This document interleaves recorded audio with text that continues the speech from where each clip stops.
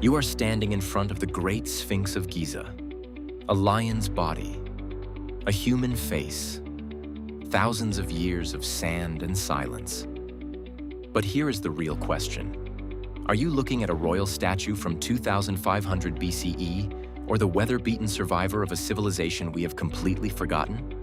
In this video, you will see 3 big clues that make some people think the Sphinx is far older than we are told, and why others say that idea would break the timeline of human history. So let's open the file on the Sphinx. First, the official story.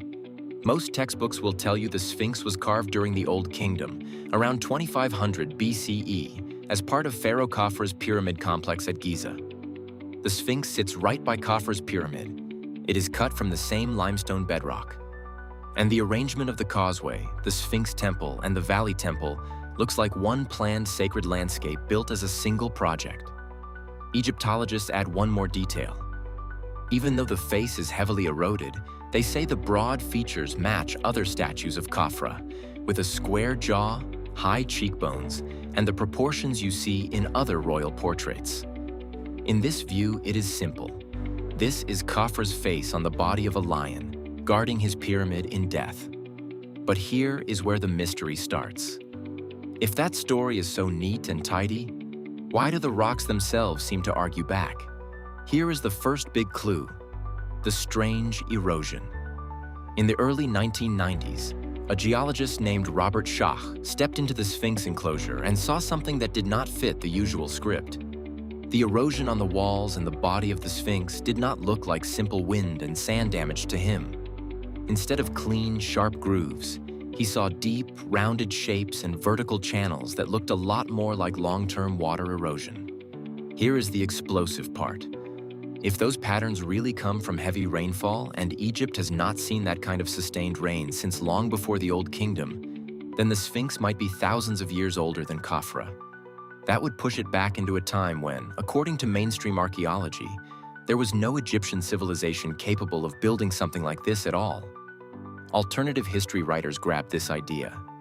In their version, the Sphinx is a leftover from a lost high civilization, one that carved stone on a massive scale, then vanished after some kind of global catastrophe. So which is it? Lost builders or just unusual weathering? The second clue is the pushback from science.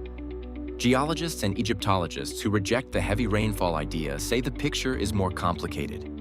Erosion is not just about rain or no rain. It is about the type of rock, natural fractures, groundwater, runoff, and the way rare storms hit the same spot over thousands of years.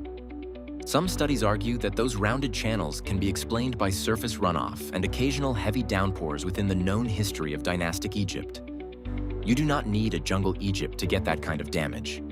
You just need water repeatedly flowing off the Giza Plateau into the Sphinx pit and softer limestone layers eroding faster than the harder layers above them. There is also the question of context. If the Sphinx were truly much older than the pyramids, we might expect other monuments from the same mysterious era, or clear signs that the enclosure walls existed long before Khafre built anything nearby. Instead, the layout of the Sphinx, its temples, and the pyramid complex fits neatly into a Fourth Dynasty building plan, and stone cut from around the Sphinx seems to have been used in nearby temples tied to Khafre. So on one side, you have a geologist saying the stone whispers of a deeper past. On the other, you have archaeologists saying the wider site locks it into the Old Kingdom. Right now, if you had to choose a side, which one are you leaning toward? The third clue is the lion, the stars, and the face. To the ancient Egyptians, a lion was not just a big predator. It was a symbol of royal power, solar fire, and protection. Put a human head on a lion's body, and you get a guardian being, the kind of hybrid spirit we now call a sphinx. The Great Sphinx faces due east toward the rising sun. Some researchers see this as a deliberate link between the king and the solar cycle, the Sphinx watching the sun reborn every morning on the horizon. The nearby Sphinx temple has 24 pillars, which some people read as a reference to the 24 hours of the day, tying the monument to time, order, and cosmic balance. Others look even higher. A few studies suggest the Sphinx and its temple may also be lined up with the star Regulus, the brightest star in the constellation Leo, the lion. In that reading, You have a stone lion on Earth staring out at a lion in the sky, connecting royal power, the sun, and the stars in one design. Now add the face. If this whole setup is about Khafre as a cosmic lion king, you would expect the face to be his beyond any doubt. Supporters of the standard view say it is. They compare the Sphinx to surviving statues of Khafre and see the same basic pattern, even through erosion and ancient repairs. From their perspective, it is a giant, idealized portrait of Khafre on a lion's body. Critics are less sure. Some point out that the head seems a little too small for the body, as if it might have been recut from an earlier, more damaged head. Others argue that the proportions do not match Khafre as well as they should, and that we may be looking at a face that has been altered over time. It does not help that the Sphinx has been beaten up by history. Its nose and beard are gone. Parts of the headdress have broken away or been restored. Ancient patchwork repairs blur some of the very details we would need for a clean match. So we are left with a giant lion, a carefully placed temple, a possible star alignment, and a face that may or may not be the pharaoh we think it is. Here is where it all comes together. Right now, most Egyptologists still see the Sphinx as an old kingdom monument, carved under Khafre, joined to his pyramid complex, and slowly weathered by sand, wind, and water over the last 4,500 years. They argue that you do not need lost civilizations or extreme dates to explain it. But the erosion patterns, the cosmic symbolism, and the nagging questions about the head keep the door open. If even one of those clues points to a different timeline, then our story of when advanced stone building began might be off by thousands of years.